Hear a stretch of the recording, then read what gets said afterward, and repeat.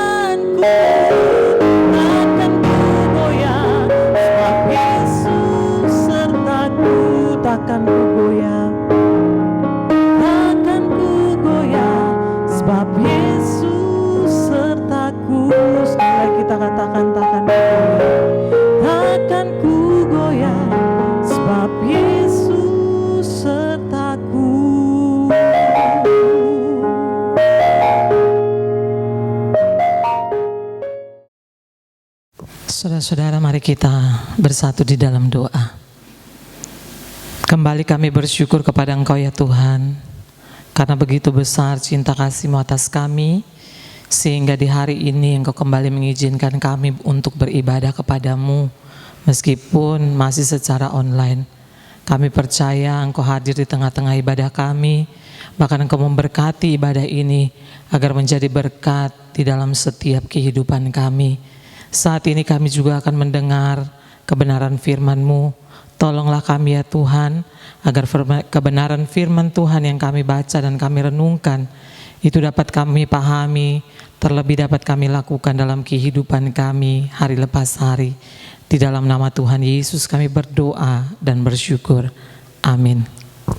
Saudara-saudara yang saya kasihi di dalam Tuhan Yesus Kristus, hari ini kita akan kembali belajar kebenaran firman Tuhan. Kalau kemarin kita sudah sampai kepada P10, hari ini kita akan masuk P11. Pertanyaan 11 bertanya kepada kita, apakah providensi atau pemeliharaan Allah itu?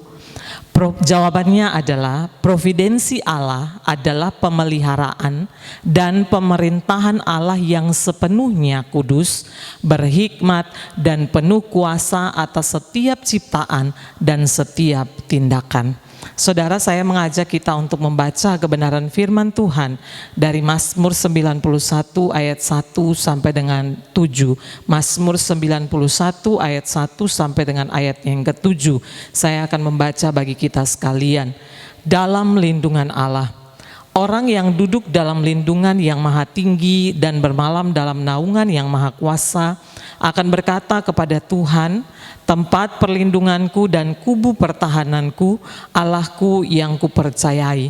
Sungguh Dialah yang akan melepaskan engkau dari jerat perangkap burung dan penyakit sampar yang busuk.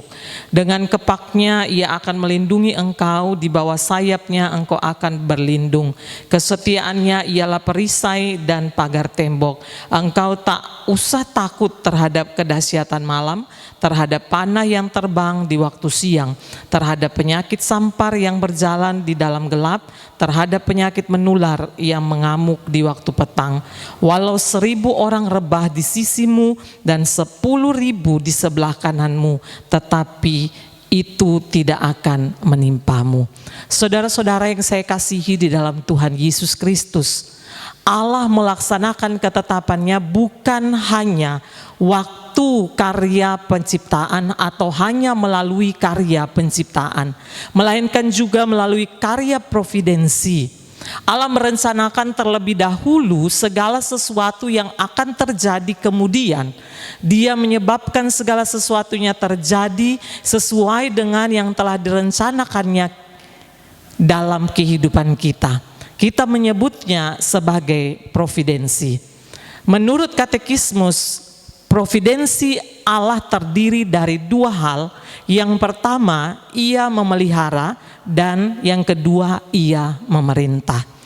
Saudara yang dikasihi, Allah itu kudus. Setiap rencana yang dibuatnya, sebagaimana juga caranya melaksanakan rencana itu, adalah sepenuhnya kudus. Allah sepenuhnya sempurna. Dia tidak pernah melakukan suatu kesalahan apapun di dalam rencananya maupun tindakannya, melainkan selalu memilih yang terbaik, karena Allah itu maha kuasa. Oleh karena segala kuasa adalah kepunyaannya, tidak ada yang dapat mencegahnya untuk melakukan tepat seperti yang telah direncanakannya. Seluruh sejarah menceritakan providensi Allah. Setiap kisah di dalam setiap buku sejarah bercerita tentang Allah. Bahkan ketika nama Allah tidak disebutkan, Dialah yang menyebabkan setiap peristiwa di dalam sejarah terjadi sebagaimana mestinya. Saudara, kitab Ester atau Ester adalah kitab sejarah di dalam Alkitab yang tidak pernah menyebut nama Allah. Tetapi di dalam keseluruhan kitab Ester, dengan jelas kita dapat melihat providensi Allah. Kitab Ester berasal dari nama Ratu Ester. Kitab ini berkisah mengenai rencana jahat untuk membunuh semua orang Yahudi. Ingatlah bahwa Allah telah berjanji untuk mengutus Mesias untuk menyelamatkan umatnya dari dosa. Allah telah berfirman bahwa Sang Mesias akan berasal dari keturunan Abraham, artinya seorang Yahudi. Jika semua orang Yahudi terbunuh, Mesias Allah tidak mungkin dapat lahir dari bangsa Yahudi dan Allah tidak dapat menepati janjinya. Kitab Ester menceritakan bagaimana Allah mencegah terjadinya rencana jahat itu. Dia melindungi umatnya dan menghukum musuh-musuhnya. Kitab Ester mengisahkan providensi Allah. Kisah ini bermula ketika Raja Persia, penguasa pada zaman itu, mencari seorang ratu yang baru. Raja menyelenggarakan kontes kecantikan yang sangat mewah untuk menemukan seorang ratu. Dan Esterlah yang terpilih sebagai ratu pada waktu itu. Ester memiliki seorang sepupu yang bernama Mordekai. Suatu hari setelah Ester menjadi ratu, Mordekai ini duduk di tepi jalan begitu, kemudian dia mendengarkan ada dua orang pria berencana untuk membunuh raja. Mordekai ketika dia mengetahui hal tersebut, dia mencoba memperingatkan raja melalui Ester. Kemudian Ester menyampaikan itu dan hal ini tercatat atau dicatat sebagai sesuatu yang penting yang telah dilakukan Mordekai bagi raja. Di dalam kisah ini selanjutnya dikisahkan bagaimana orang Yahudi hidup di tengah-tengah bangsa itu. Di sana ada seorang pemimpin atau petinggi Persia, merupakan orang kedua setelah raja, yaitu namanya Haman. Dia ini ingin semua orang menghormatinya dan sujud menyembah kepadanya saat dia lewat. Meskipun demikian, Mordekai tidak bersedia untuk sujud menyembah kepada Haman waktu Haman ini lewat. Hal ini membuat Haman ini tidak suka kepada Mordekai. Haman ini menjadi murka dan membenci Mordekai dan ingin sekali membunuh Mordekai. Bukan hanya itu, ketika mengetahui bahwa Mordekai adalah seorang Yahudi, Haman ingin agar semua orang Yahudi juga dibunuh. Haman mempengaruhi raja untuk membuat titah yang berkata bahwa suatu hari tertentu semua orang Yahudi harus dimusnahkan. Ketika orang Yahudi mendengar titah itu bahwa mereka semua akan dibunuh, mereka kemudian berkabung dan berduka.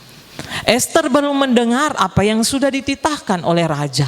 Lalu dia mengirimkan pesan kepada Mordekai dan menanyakan apa yang sementara terjadi. Mordekai membalas pesan itu dengan menceritakan kepada Ester apa yang sudah dititahkan oleh raja. Mordekai juga meminta agar Ester memohon kepada raja agar tidak mengizinkan semua orang Yahudi dibunuh. Saudara, mengapa Mordekai melakukan itu?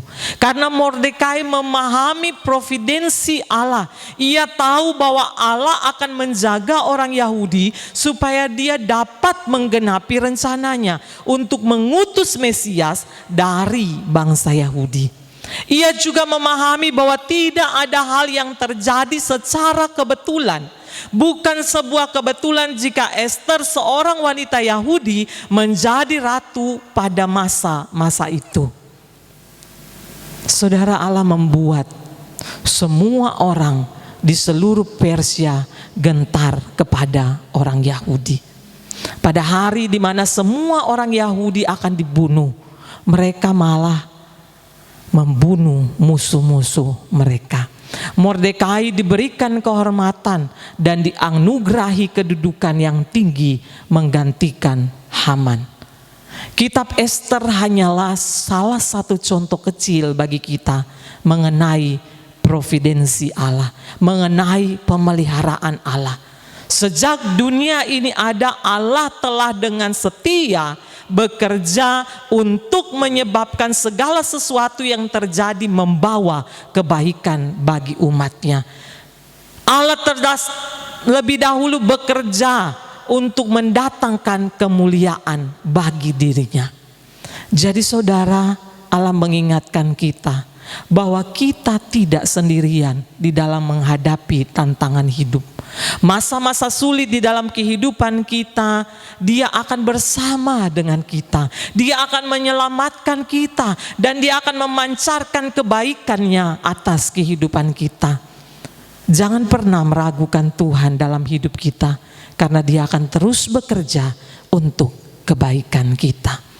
Saudara yang saya kasihi, karena itu setiap orang percaya yang beriman kepada Allah, yang memelihara dan memerintah segenap ciptaannya beserta segala tindakan mereka, tidak akan menjadi gentar oleh suara gemuruh atau juga menjadi panik bahkan ketika berada di tengah-tengah bahaya. Mereka memahami bahwa perjalanan hidup mereka dan perjalanan seluruh alam semesta ini ada di dalam tangan Allah. Mereka mengerti bahwa tidak ada kecelakaan apapun yang mampu menghalanginya sebelum ia menggenapi rencana Allah atas hidupnya. Bahkan ketika sakit, penderitaan, dan berbagai masalah lain menimpa, orang percaya juga mengetahui bahwa semua ini pun merupakan bagian dari pemeliharaan Tuhan atas hidupnya. Biarlah kebenaran firman Tuhan hari ini memampukan kita untuk mengerti bahwa di dalam setiap kehidupan kita, Allah terus bekerja untuk memelihara hidup kita. Mari kita berdoa. Kembali kami bersyukur kepada Engkau ya Tuhan, buat firman kebenaran-Mu yang telah Engkau nyatakan bagi kami di saat ini. Kami sungguh mengerti ya Tuhan bahwa Engkau Allah yang berkuasa atas kehidupan kami. Engkau tidak hanya menciptakan kami, tetapi Engkau juga terus memelihara kehidupan kami sebagai anak-anak-Mu. Tolong kami ya Tuhan untuk senantiasa percaya dengan kesungguhan hati kami hanya kepada Engkau, untuk terus bersandar, berpengharapan hanya kepadamu ya Tuhan. Di saat ini kami menyerahkan dalam tangan-Mu seluruh kehidupan kami. Biarlah Engkau terus menolong kami di dalam setiap hal yang kami kerjakan. Mampukan kami untuk melakukan yang terbaik bagi hormat kemuliaan nama Tuhan. Kami serahkan seluruh kehidupan kami dan permulaan kami hanya ke dalam tangan pengasihan-Mu. Di dalam nama Tuhan Yesus kami berdoa dan bersyukur. Amin. Kita beribadah sampai dengan saat ini. Kita akan melanjutkan ibadah kita di waktu mendatang. Kita akan melihat apakah masih online ataukah sudah bisa bertatap muka. Terima kasih, selamat pagi, Tuhan Yesus memberkati.